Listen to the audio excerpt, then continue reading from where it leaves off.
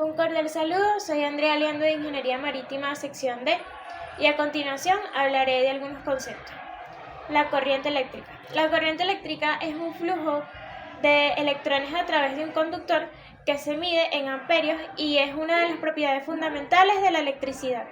La corriente eléctrica es lo que hace que las luces se enciendan, los electrodomésticos funcionen y los dispositivos funcionen y operen sin problema. La resistencia eléctrica. La resistencia eléctrica es la oposición que un material ofrece al flujo de corriente eléctrica.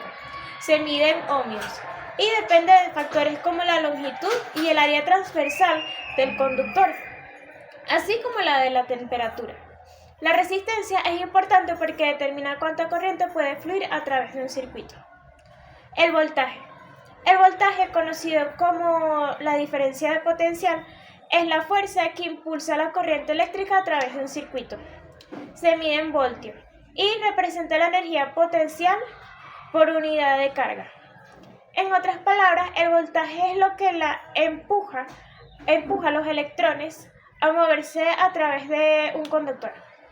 El voltaje es una propiedad fundamental en la electricidad y se utiliza en una variedad de aplicaciones, desde baterías y circuitos hasta sistemas eléctricos de gran escala.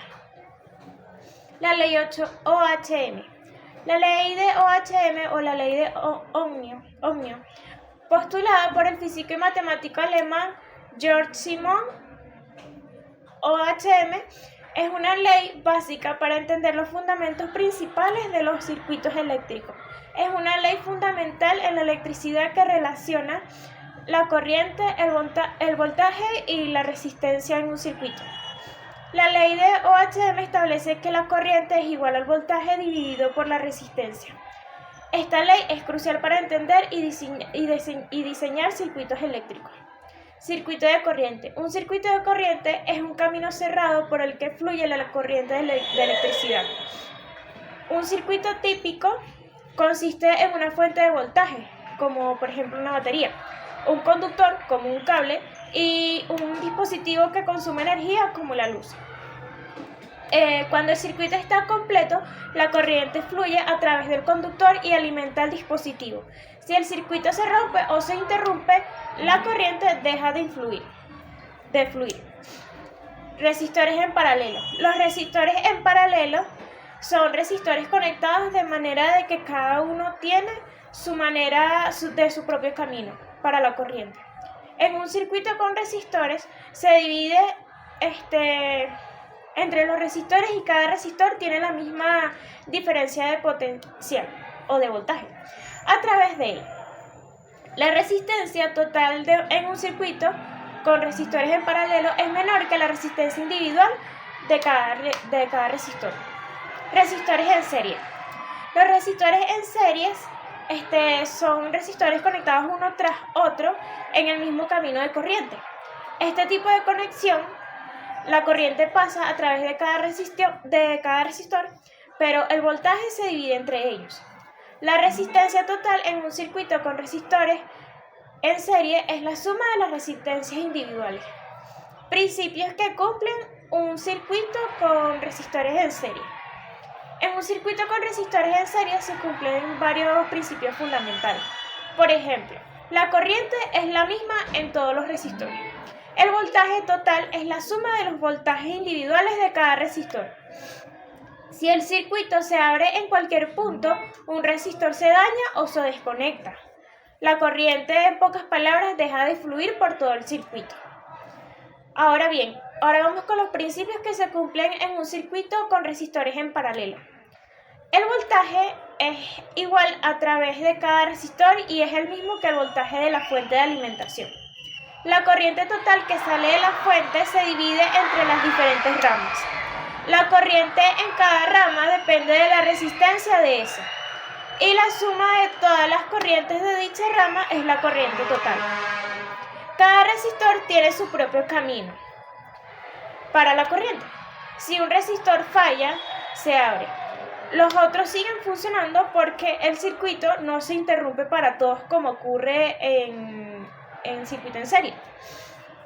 Capacitadores eléctricos.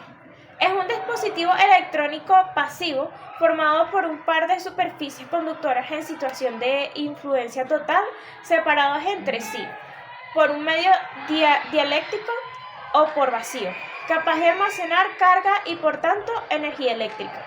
Funcionan como almacenadores de carga eléctrica y se utilizan en muchos dispositivos electrónicos como filtros, condensadores y circuitos de alta frecuencia. Capacitadores en serie. Los capacitadores en serie se conectan uno tras otro de manera que la placa positiva de un capacitador se una a la negativa del siguiente. En esta configuración, todos los capacitadores tienen la misma carga eléctrica, mientras que el voltaje se divide entre cada uno de ellos. Capacitadores en paralelo. En los capacitadores en paralelo, todos los terminales positivos se conectan entre sí y todos los negativos también, lo que resulta en un voltaje igual en cada capacitador, que es el mismo que el de la fuente. La carga total se divide entre los capacitadores, por lo que la carga total del circuito es la suma de las cargas individuales de cada capacitador. Circuito RC. Un circuito RC es un circuito eléctrico que contiene una resistencia y un condensador. Se utilizan para filtrar señales, cargar o descargar condensadores y en aplicaciones como temporizadores y filtros electrónicos. Leyes de Kirchhoff. Las leyes de Kirchhoff son dos reglas fundamentales para el análisis de circuitos eléctricos, propuesta por Gustav Kirchhoff en 1846, que se basa en la conservación de la energía y la carga. La primera, la ley de nodos, o también conocida como la ley de corrientes, establece que la suma de todas las corrientes que entran y salen de un nodo es cero. La segunda, la ley de mallas, o también conocida como la ley de voltajes, establece que la suma algebraica de todos los voltajes dentro de cualquier circuito cerrado es cero. Ahora, a continuación, realizaré la demostración de una maqueta de circuitos eléctricos en paralelo, donde se usó dos pilas AA de 1,5 voltios cada una, un interruptor, un portapilas, cables y dos bombillos de 0,55 watts. Bueno, podemos detallar que nuestro circuito está encendido, lo que significa que está funcionando aparentemente correctamente. Pero para terminar de concretar si nuestro circuito está funcionando, nuestro circuito en paralelo está funcionando concretamente, vamos a hacer lo siguiente. Vamos a apagar, desconectamos este otro bombillo y vamos a observar si el bombillo anterior sigue funcionando sin problema al desconectar aquel.